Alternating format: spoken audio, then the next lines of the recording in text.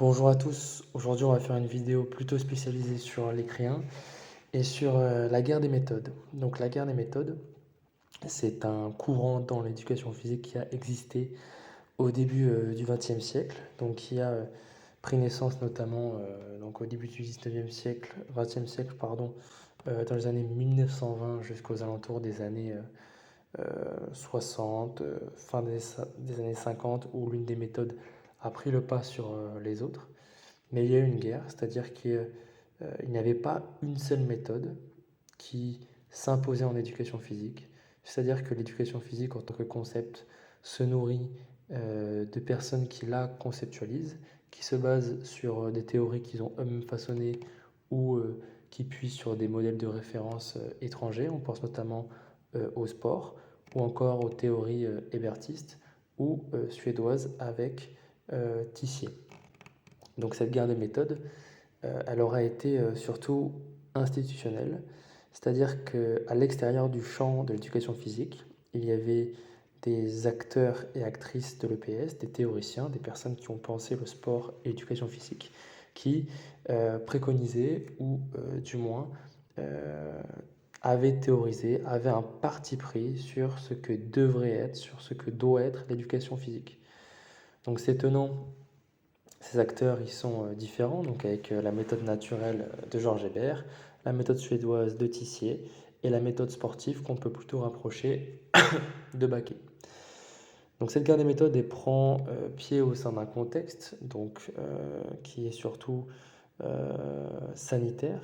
Il faut bien comprendre que ces méthodes, à partir de ce qu'elles décrivaient et de ce qu'elles prônaient, elles se sont plus ou moins imposées et ont acquis plus ou moins de légitimité dans le champ de l'EPS par rapport à des faits sociétaux qui ont amené donc des personnes à appuyer leur théorie sur ce qui se passe en société. Donc l'éducation physique étant censée répondre à des mots MAUX sociétaux. Et ces faits sociétaux viennent aussi renforcer en contrepartie les théories de certains. Donc ces faits sociétaux, ils sont surtout à rapprocher d'un contexte sanitaire plutôt en difficulté, avec une lutte contre les maladies comme la tuberculose, ou en reprise de guerre, donc après la fin de la Première et de la Seconde Guerre mondiale. Au final, la méthode qui se sera imposée, ce sera la méthode sportive au regard de faits sociétaux, notamment politiques, qui visent un petit peu à redorer l'image de la France par la suite des Jeux Olympiques. Cette guerre des méthodes, elle va vraiment chercher à définir, donc au regard de la domination d'une de ces méthodes au plan institutionnel, ce que va être le PS, que ce soit dans sa forme ou dans son fond. Euh, et ceci témoigne d'une ambiguïté de l'EPS à se situer dans le champ des pratiques sociales, mais aussi à se définir comme une science en tant que telle, au regard des pratiques existantes dans le champ sociétal, à savoir le sport, mais aussi toutes les sciences qui peuvent irriguer euh, donc à la fois les théories hébertistes ou de la méthode suédoise.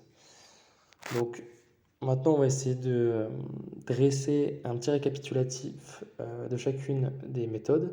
Tout d'abord, la méthode naturelle. Elle prend appui sur des exercices variés qui sont regroupés dans des familles hébertistes autour d'actions dites fondamentales. Ce sont des mouvements qui sont d'abord globaux et qui sont face à un élément naturel. La nature, c'est un élément à part entière de la méthode naturelle. Et l'idée, c'est que en confrontant l'individu, les élèves, au milieu naturel, ce dernier devrait reprendre vigueur. Et cette méthode naturelle, elle se construit autour d'un principe plutôt de robustesse, de force. La méthode suédoise, elle, se compose d'exercices analytiques, donc qui sont décortiqués, qui sont réalisés en collectif, segment par segment, et les segments de manière isolée. Donc ici, ces exercices ils sont notamment issus de manuels dans lesquels puisent les enseignants d'EPS de l'époque.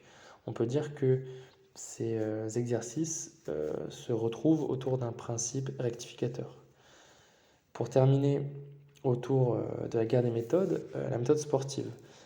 Alors, au regard de comment elle était pratiquée à l'époque, donc au XXe siècle, notamment dans sa première partie, les exercices sportifs étaient plutôt collectifs. Ils étaient surtout codifiés, réglés par rapport à des pratiques sociales. Les exercices étaient globaux et pratiqués le plus souvent collectivement, face et avec les autres. Les exercices sportifs, les jeux sportifs étaient plutôt d'opposition.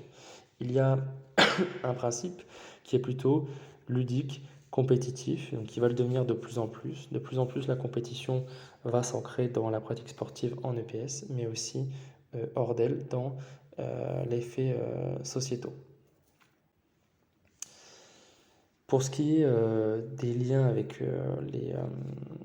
les contextes sociétaux, il faut savoir que cette guerre de méthode, elle s'ouvre par rapport à un contexte sanitaire prégnant, on en a parlé, et chacune de ces méthodes vise un petit peu à apporter sa vision par rapport à comment permettre à la jeunesse française de se construire, que ce soit après-guerre, de la reconstruire, mais aussi de la construire pour le futur. Il y a donc des exercices analytiques qu'on peut retrouver avec la méthode suédoise, des exercices qui sont en pleine nature où l'individu est en lutte face à un milieu, comme la méthode naturelle, et le sport aussi, et a été l'une des méthodes qui a été avancée pour promouvoir un petit peu cet aspect hygiénique. Il y a souvent cet écart qui peut être fait avec le sport. On peut de prime abord considérer que le sport n'est pas un moyen pour permettre à la jeunesse de retrouver sa santé. Pour autant, cette confusion n'est pas forcément valable, puisque c'est de par sa forme plutôt récréative, plaisante pour les jeunes. Les jeunes préfèrent, et cela a été analysé au travers de témoignages d'anciens d'EPS et d'élèves, préfèrent le sport aux exercices plutôt ennuyeux de la méthode suédoise. Donc on peut dire que le sport a été instrumenté à des fins sanitaires, où il s'agissait par la pratique physique, par la pratique corporelle, de faire incorporer des normes aux élèves, des normes hygiéniques, où l'idée était de faire adhérer les jeunes, de construire à leur insu et par la pratique sportive, incorporer des normes en faveur de l'hygiène. Voilà, donc j'espère que cette vidéo pourra aider notamment les étudiants qui passent le concours du CAPES et de l'agrégation, notamment en écrit 1, avec cette guerre des méthodes qui me semble incontournable pour une des premières parties d'une copie en écrit 1. Bon courage à tous.